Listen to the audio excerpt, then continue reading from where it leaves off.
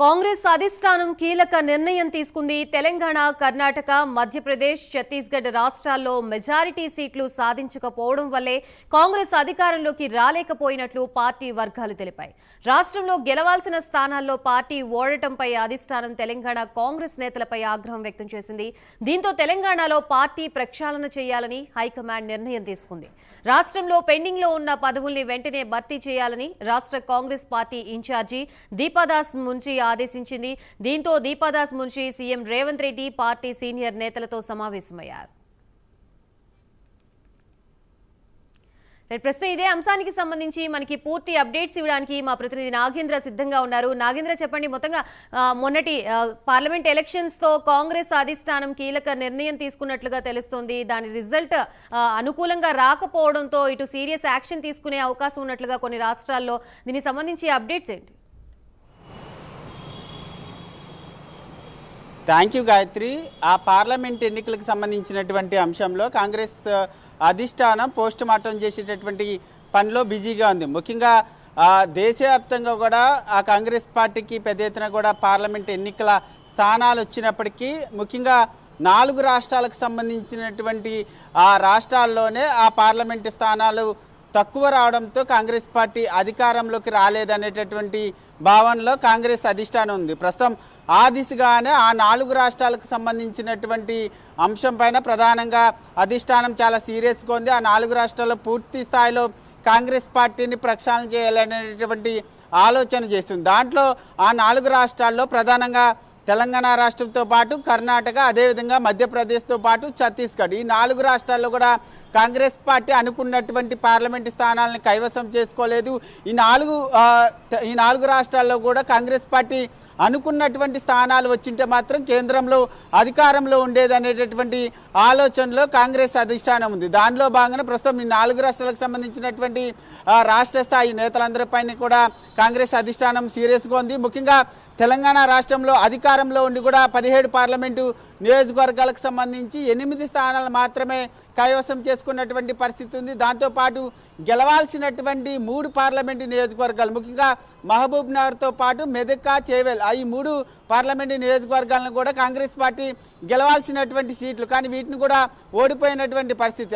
అంటే 17 parliament నియోజకవర్గాలకి Congress party ఇక్కడ 8 స్థానాలకే పరిమితమైనటువంటి పరిస్థితి. మరొకవైపు కర్ణాటక రాష్ట్రంలో కూడా కాంగ్రెస్ పార్టీ అధికారంలో ఉంది, కానీ అక్కడ కాంగ్రెస్ పార్టీకి 11 స్థానాలు వచ్చి, అదేవిధంగా బీజేపీ పార్టీకి 19 స్థానాలు వచ్చినటువంటి పరిస్థితి కనిపిస్తుంది. మరొకవైపు మధ్యప్రదేశ్, అదేవిధంగా ఛత్తీస్గఢ్, ఈ 2 రాష్ట్రాల్లో కూడా పూర్తిగా జీరోకు పరిమితమైనటువంటి నేపథ్యంలో ప్రస్తుతం ఈ 4 రాష్ట్రాలపైన కూడా కాంగ్రెస్ పార్టీ సీరియస్గా ఉంది. ఆ గెలవాల్సినటువంటి స్థానాల్లో ఎందుకు ఓడిపోయారు అన్న దానిపైన నివేదిక అనేటటువంటి అంశాన్ని కూడా రాష్ట్ర నాయకత్వానికి తెలియజేయడం జరిగింది. దీంతో పాటు మరొకవైపు తెలంగాణ రాష్ట్రంలో 37 కార్పొరేషన్లకు సంబంధించినటువంటి జీవోలకు సంబంధించి పెండింగ్లో కొనసాగుతున్నటువంటి పరిస్థితి ఉంది. ఎందుకంటే దాదాపు 37 మందికి సంబంధించినటువంటి చైర్మన్లు ప్రకటించడం జరిగింది, కానీ జీవోలను మాత్రం పెండింగ్లో ఉంచినటువంటి పరిస్థితి. దీంట్లో అధిష్టానం కూడా కీలక పాత్ర పోషిస్తుంది. ఎందుకంటే దాదాపు గెలవాల్సి ఉన్నటువంటి పార్లమెంటు నియోజకవర్గాల్లో ఎందుకు ఓడిపోయారు, అక్కడ కార్పొరేషన్ పదవులు తీసుకున్నటువంటి వారంతా కూడా ఎందుకు పనిచేయలేదు. దాదాపు మెదక్, మహబూబ్ నగర్తో పాటు చేవెళ్ళ, హైదరాబాద్, ఈ 4 పార్లమెంటు నియోజకవర్గాల్లో కార్పొరేషన్ పదవులు తీసుకున్నారు, కానీ ఈ 4 పార్లమెంటు నియోజకవర్గాల్లో ఎన్నికల ప్రచారంలో పనిచేయలేదు. వారంతా కూడా సైలెంట్ పాత్ర పోషించారు. కాబట్టి వారందరికీ కూడా పదవులు ఇవ్వద్దు అనేటటువంటి నిర్ణయానికి అధిష్టానం రావడం జరిగింది. దాంతో ఈ 37 కార్పొరేషన్లకు సంబంధించినటువంటి జీవోలను పెండింగ్లో పెట్టడం జరిగింది. దానిలో భాగంగానే ప్రస్తుతం ఆ ప్రక్షాళన దిశగా సీఎం రేవంత్ రెడ్డితో పాటు ఏఐసీసీ వ్యవహారాల ఇన్ఛార్జ్ అయినటువంటి దీప్దాస్ మున్షి, అదేవిధంగా మంత్రులు ఉత్తమ్ కుమార్ రెడ్డి, బట్టి విక్రమార్క, పొంగులేటి, ఈ 5గురు కూడా భేటీ కావడం జరిగింది. కార్పొరేషన్ పదవులకు సంబంధించినటువంటి అంశంలో ఎవరైతే పార్లమెంటు ఎన్నికల ప్రచారాల్లో పనిచేయలేదో వారికి పదవులు తీసేయడంతో పాటు మరొకవైపు ఎవరైతే కష్టపడి పనిచేశారో వారికి ఆ కార్పొరేషన్ పదవులు కట్టబెట్టబోతున్నారు.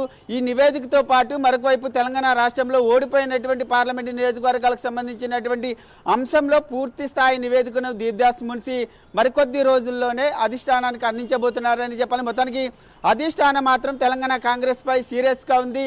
తెలంగాణ రాష్ట్రంలో దాదాపు 12 నుంచి 14 స్థానాలు వస్తాయనేటటువంటి ఆలోచనలో ఉన్నప్పటికీ 8 స్థానాలకే పరిమితం అవడంతో కాంగ్రెస్ అధిష్టానం మాత్రం చాలా సీరియస్గా ఉన్నటువంటి పరిస్థితి అయితే కనిపిస్తుందని చెప్పాలి గాయత్రి. రైట్ నాగేంద్ర ఈ సీరియస్ యాక్షన్ పై తెలంగాణ రాష్ట్రం మీద ఎటువంటి ప్రభావం పడే అవకాశం ఉంది? పార్టీలో కొన్ని ప్రక్షాళనలు చేసే అవకాశం ఉంది అంటూ కూడా చెప్పుకొచ్చారు. ఎటువంటి యాక్షన్ తీసుకునే అవకాశం ఉంది అధిష్టానం?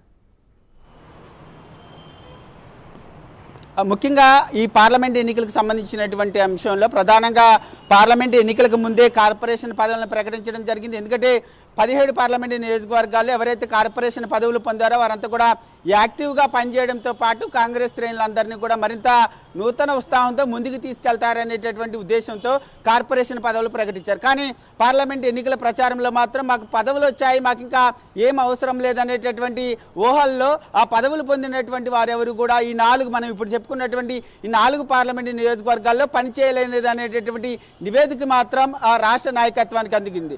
దీంతో ఎవరైతే పనిచేయాలో వారందరికీ పదవులు కట్ చేయడంతో పాటు మరొక వైపు తెలంగాణ రాష్ట్రంలో ప్రక్షాళన తీసుకు దాంట్లో భాగంగానే పిసిసి అధ్యక్షులకు సంబంధించినటువంటి ప్రక్షాళన కూడా జరగబోతుంది. ఎందుకంటే ఈ నెల 27వ తేదీతో సీఎం రేవంత్ రెడ్డిగా ఉన్నటువంటి ప్రస్తుతం పిసిసి అధ్యక్షుడిగా ఉన్నటువంటి రేవంత్ రెడ్డి పదవి కాలం ముగుస్తున్నటువంటి నేపథ్యంలో సీఎం రేవంత్ రెడ్డి ప్లేస్లో పిసిసి అధ్యక్షుని ప్లేస్లో ప్రస్తుతం మరొక కొత్త నేతని అధిష్టానం నియమించాలనేటటువంటి నిర్ణయానికి రావడం జరిగింది. దానిలో భాగంగానే ఇప్పటికే కొంతమంది పేర్లను అధిష్టానం పరిశీలన చేస్తుంది. దాంట్లో ప్రధానంగా పిసిసి వర్కింగ్ ప్రెసిడెంట్గా ఉన్నటువంటి మహేష్ కుమార్ గౌడ్తో పాటు మధ్యాస్కి అదేవిధంగా ఇతర కొంతమంది కీలక నేతల పేర్లన్నీ కూడా పరిశీలన చేస్తున్నటువంటి పరిస్థితి ఉంది. మొత్తానికి పిసిసి నుంచి మరొక వైపు పూర్తి స్థాయిలో కాంగ్రెస్ పార్టీ పదవులకు సంబంధించినటువంటి అంశంలో పూర్తి స్థాయిలో ప్రక్షాళన చేసేటటువంటి అవకాశాలు అయితే స్పష్టంగా కనిపిస్తున్నాయి. ప్రస్తుతం ఆ దిశగానే కాంగ్రెస్ అధిష్టానం అడుగులు వేస్తున్నటువంటి పరిస్థితి కనిపిస్తుందని చెప్పాలి.